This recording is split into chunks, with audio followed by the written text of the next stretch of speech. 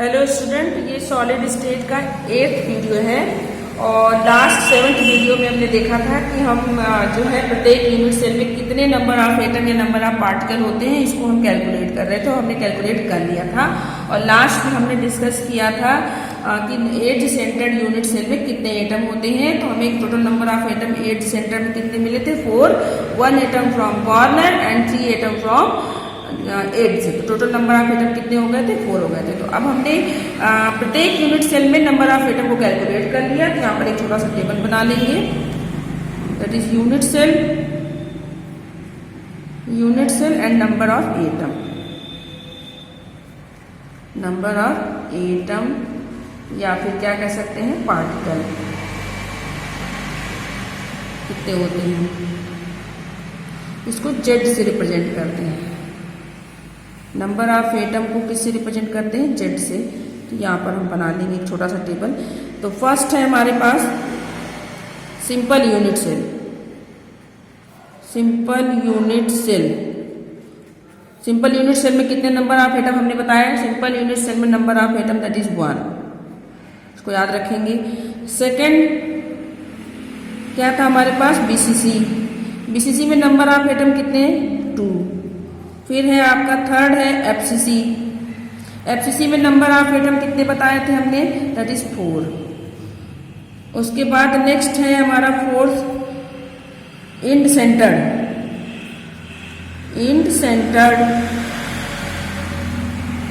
में number of atom कितने थे 2। And the fifth one that is as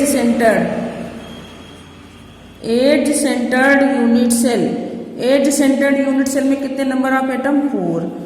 अब आप यहाँ पर एक सिमिलरिटी आपको दिख रही होगी और याद करना भी आसान। और फिलहाल आपके लिए इंपॉर्टेंट 3 है, सिंपल यूनिट सेल, बीसीसी और एफसीसी। इन तीनों को याद रखना है क्योंकि इसी में बेस्ड न्यूमेरिकल आता है। तो अब क्या है, सिंपल यूनिट सेल में कितने हमने बताया, that is 1। Simple unit cell में केवल एटम आपके परमाणुओं की संख्या कितनी होती है 1 होती है। बीसीसी में कितनी होती है 2, एफसीसी में कितनी होती है 4, इंड सेंटर्ड में 2, एज सेंटर्ड में 4, मतलब बीसीसी में 2, इंड सेंटर्ड में 2। तो इसको साथ में याद रखेंगे, बीसीसी में और इंड सेंटर्ड में एटम की संख्या बराबर 2-2। एफसीसी और एज सेंटर्ड में एटम की संख्या बराबर होती है दैट इज 4। तो इसको आप साथ में याद रखेंगे और इस टेबल को बिल्कुल याद रखेंगे क्योंकि कैलकुलेशन नेसेसरी नहीं है, नंबर ऑफ एटम पता होना चाहिए। जैसे ही क्वेश्चन आता है कि बीसीसी, कहीं पे आप क्वेश्चन में न्यूमेरिकल में बीसीसी वर्ड का यूज हो रहा है, बॉडी सेंटर्ड का यूज किया जा रहा है, तो हमारे दिमाग में तुरंत आना चाहिए कि बीसीसी में नंबर ऑफ एटम कितने होते हैं 2 होते हैं, एफसीसी में नंबर ऑफ एटम कितने होते हैं 4 होते हैं, सिंपल यूनिट सेल में नंबर ऑफ एटम कितने होते हैं 1 होते हैं। बिल्कुल क्लियर होना चाहिए कि जैसे ही नंबर ऑफ एटम की बात आए तो दिमाग में तुरंत आना चाहिए कि हाँ इस यूनिट सेल में इतने नंबर ऑफ एटम होते हैं। तो यहाँ पर जो है आपका यूनिट सेल में नंबर ऑफ एटम या परमाणुओं की संख्या का कैलकुलेशन कंप्लीट होता है। नेक्स्ट टॉपिक है हमारा क्रिस्टल सिस्टम या types of crystal system. Types of crystal system, types of crystal system. Crystal system कितने टाइप के होते हैं, तो 7 टाइप्स के क्रिस्टल सिस्टम होते हैं। 7 types of crystal system, 7 types of crystal system. तो क्रिस्टल सिस्टम कितने टाइप के हैं, 7 टाइप के क्रिस्टल सिस्टम होते हैं। 7 टाइप्स ऑफ क्रिस्टल सिस्टम। तो कौन कौन से हैं, यहाँ पर हम एक टेबल बनाएंगे। तो सबसे पहले हम यहाँ पे टेबल बना लें, क्रिस्टल सिस्टम और नेक्स्ट होगा एड्ज लेंथ या एक्सियल डिस्टेंस। नेक्स्ट हमारा है दैट इज एड्ज लेंथ और नेक्स्ट है हमारा एक्सियल एंगल या edge angle and the last one that is example. इस टेबल में 4 आपके कॉलम हो गए, crystal system, edge length, axial angle and example. तो हमने कितने क्रिस्टल सिस्टम बताया, that is 4 types of crystal system. इसको याद रखने का तरीका, इसके लिए एक शॉर्ट वर्ड हमने बनाया है क्रिस्टल सिस्टम को याद करने के लिए 7 टाइप्स ऑफ क्रिस्टल सिस्टम है। इसके लिए एक शॉर्टकट वर्ड हमने बना रखा है, देखिए वो क्या है, CT और या CT और HMT। 7 types of crystal system है, CT और HMT।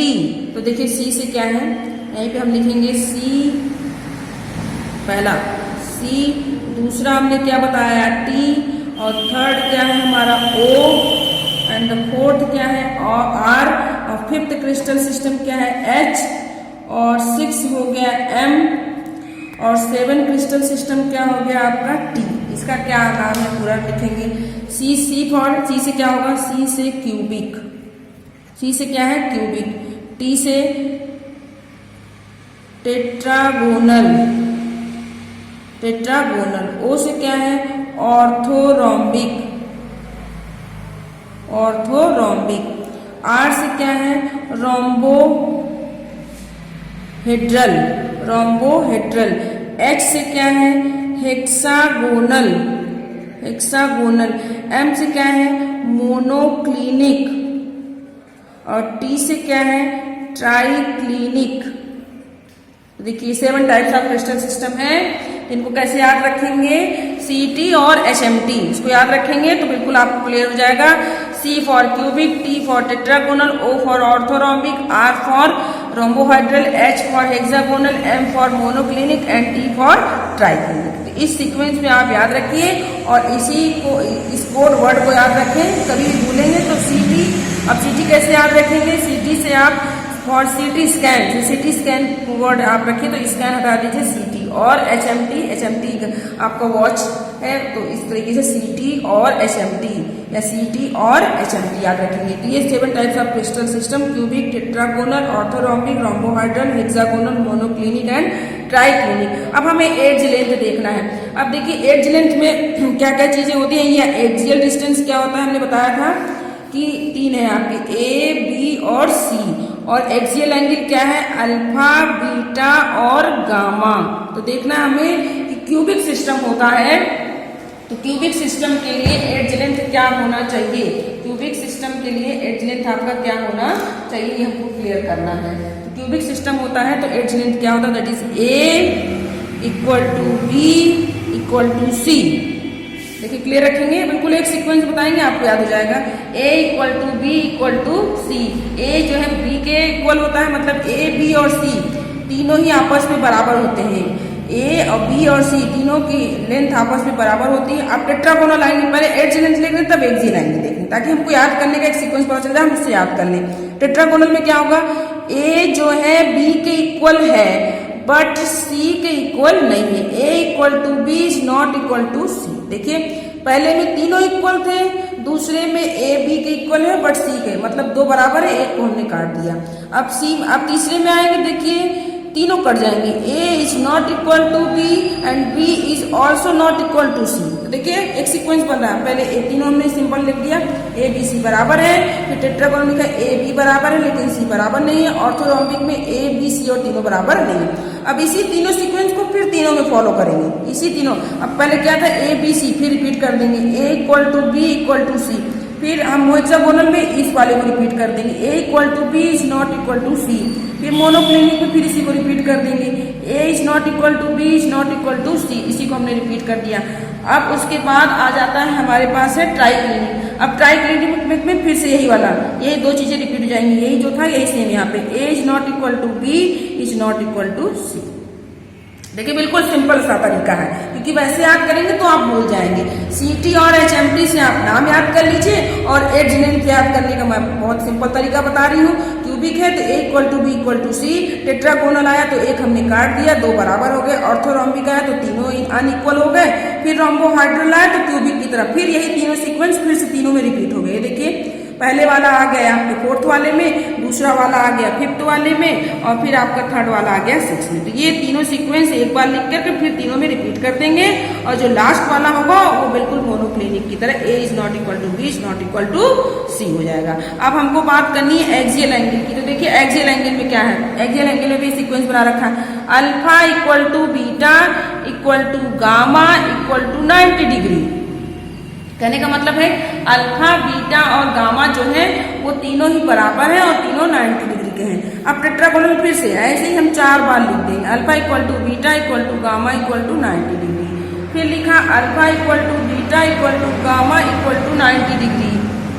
ये तीन तो यहाँ पर इक्वल हो गए, ये तीनों बिल्कुल एक जैसे, याद करने में कोई समस्या नहीं क्योंकि तीनों एक जैसे हैं, alpha beta gamma equal to 90 degree ये हो गए। अब रोम्बोहाइड्रल में alpha equal to beta equal to gamma, alpha beta gamma आपस में बराबर हैं बट ये 90 डिग्री के बराबर नहीं है। देखिए थोड़ा सा अंतर आया कि अल्फा बीटा गामा तो बराबर हैं लेकिन ये 90 डिग्री के नहीं होते हैं, इसको थोड़ा सा आपको याद रखना पड़ेगा। हेक्सागोनल में देखेंगे alpha equal to beta equal to 90 degree, इसको याद रखेंगे। हेक्सागोनल में alpha equal to beta equal to 90 degree, लेकिन जो गामा है ये 120 डिग्री के बराबर होता है, 120 डिग्री। अब मोनोक्लिनिक देखिए, मोनोक्लिनिक में alpha equal to gamma equal to 90 degree but beta is not equal to 90 degree, लेकिन जो बीटा है वो 90 डिग्री के बराबर नहीं होता है। मतलब अल्फा बीटा जो है अल्फा और गामा 90 डिग्री के इक्वल है but beta is not equal to 90 degree. Triclinic में देखेंगे alpha is not equal to beta and beta is not equal to gamma. तो ये कितना हो गया, देखिए alpha is not equal to beta, beta is not equal to gamma is also not equal to 90 degree. देखिए ये triclinic एक ऐसा सिस्टम है जिसमें कोई भी चीज इक्वल नहीं है। ट्राइक्लिनिक एक ऐसा सिस्टम है जिसमें कोई भी चीज इक्वल नहीं है, सब के सब अनइक्वल है। देखने एक बार आप इसको, A is not equal to B is not equal to C, फिर alpha is not equal to beta is not equal to gamma is not equal to 90 degree. एक ये ऐसा सिस्टम है जिसमें कोई भी चीज बराबर नहीं है, इसको बड़े आसानी से याद रखेंगे, सब अनइक्वल है, चाहे वो एज लेंथ हो चाहे एक्सियल एंगल हो। तो देखिए सिंपल सा तरीका हमने बताया कि alpha equal to beta equal to gamma equal to 90 degree, cubic tetragonal orthorhombic तक कॉमन हो गया। रोम्बोहाइड्रल में alpha equal to beta equal to gamma, लेकिन यहाँ पर 90 डिग्री नहीं है।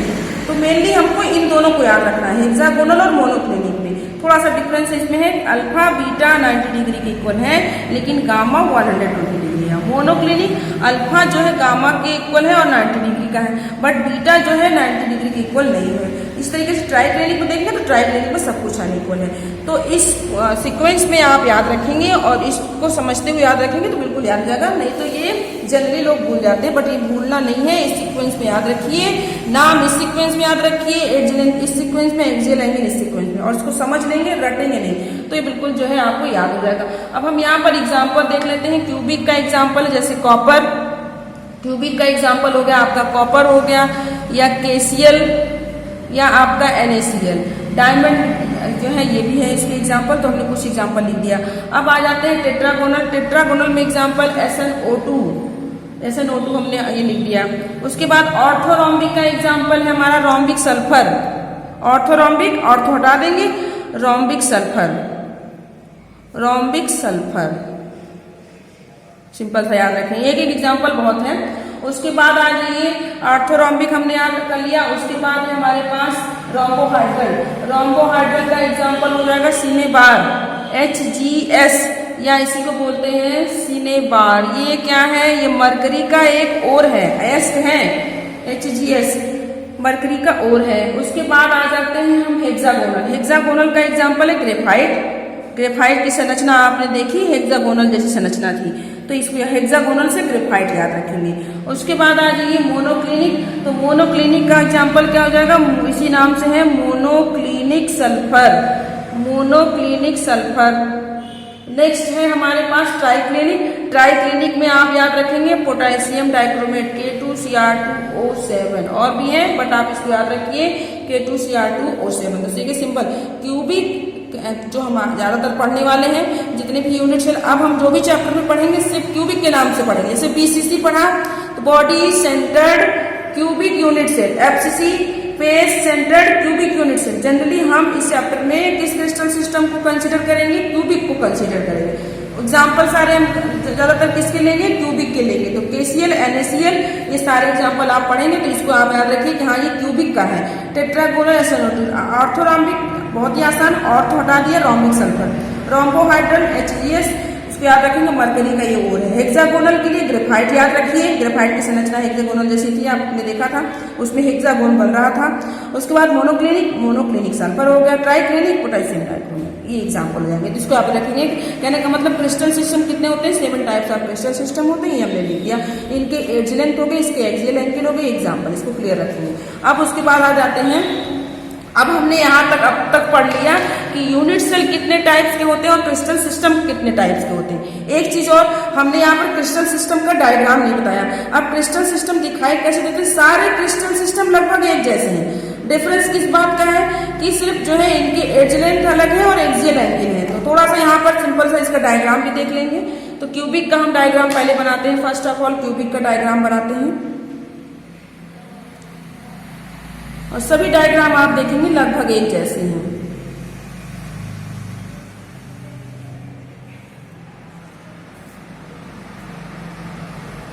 ज्यादा डिफरेंस नहीं आएगा। तो ये हो गया क्यूबिक क्रिस्टल सिस्टम। ये कौन सा क्रिस्टल सिस्टम है, दैट इज क्यूबिक, यहीं पे नाम लिख देंगे क्यूबिक। फर्स्ट है ये आपका क्यूबिक क्रिस्टल सिस्टम है। दूसरा नेक्स्ट है tetrahedral, sorry tetragonal, tetragonal CT देखिए चल रहे हैं उसी क्रम में, CT, C for cubic and T for tetragonal. अब टेट्रागोनल, अब यहाँ पर आप याद रखिएगा, यहाँ पर क्या था, A = B = C था। A, B, C आपस में बराबर थे, बट टेट्रागोनल में A = B but B is not equal to C था। इसका मतलब इसमें एक जो है आपका जो एज है वो अनइक्वल होगा।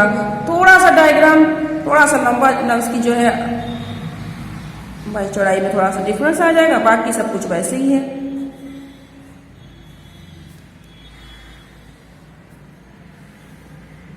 तो ये हो गया टेट्रागोनल। अब थर्ड ले लेते हैं। थर्ड हमारे पास हो गया CT और फॉर ऑर्थो रोम्बिक। तो ऑर्थोरोम्बिक में हमने क्या कहा था कि ऑर्थोरोम्बिक में A is not equal to B, B is not equal to C। इसमें तीनों चीजें अनइक्वल हैं, तो इसका डायग्राम हम बना लेंगे। इसमें तीनों आपके अनइक्वल हैं।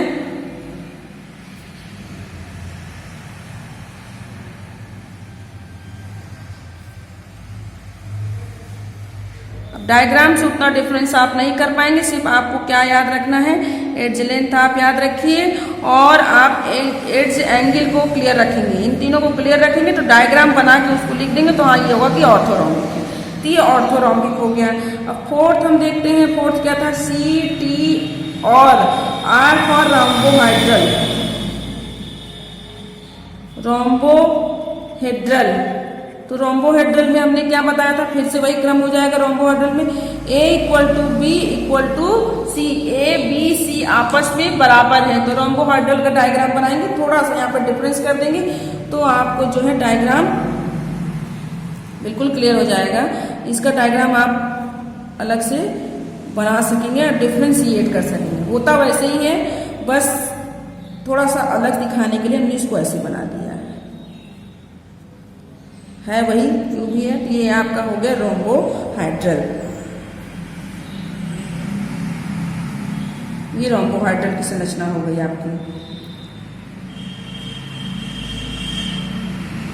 That is रोम्बोहाइड्रल। A is not equal to B, B is not equal to C, ये रोम्बोहाइड्रल हो जाएगा। ये लाइन यहाँ पर नहीं होनी चाहिए, कंटिन्यू हो गई है। फिर नेक्स्ट है CT और, फिर उसके बाद क्या था, CT हो गया और हो गया HMT। H का मतलब हो गया हेक्सागोनल। हेक्सागोनल में क्या बताया हमने, A = B, B is not equal to C। तो हेक्सागोनल का डायग्राम बिल्कुल ग्रेफाइट जैसा हम बना लेंगे। देखिए एक नीचे यहाँ पे लेयर बनाया, ग्रेफाइट की संरचना में आपने देखा था, हमने ऐसे कुछ ड्रॉ किया था, ये ऐसे बना दिया। अब इनको आपस में मिला देंगे, ये इधर मिला दिया और ये इस तरफ मिला दिया। इस तरीके से इसको आपस में से मिलाते जाएंगे। फिर हमने 2 मिला दिया जैसे हेक्सागोनल। उसके बाद 6 हमारा क्रिस्टल सिस्टम क्या था, HMT, M for monoclinic, monoclinic के लिए हमने क्या बता रखा है, A is not equal to B is not equal to C, ये तीनों ही आपस में अनइक्वल हैं।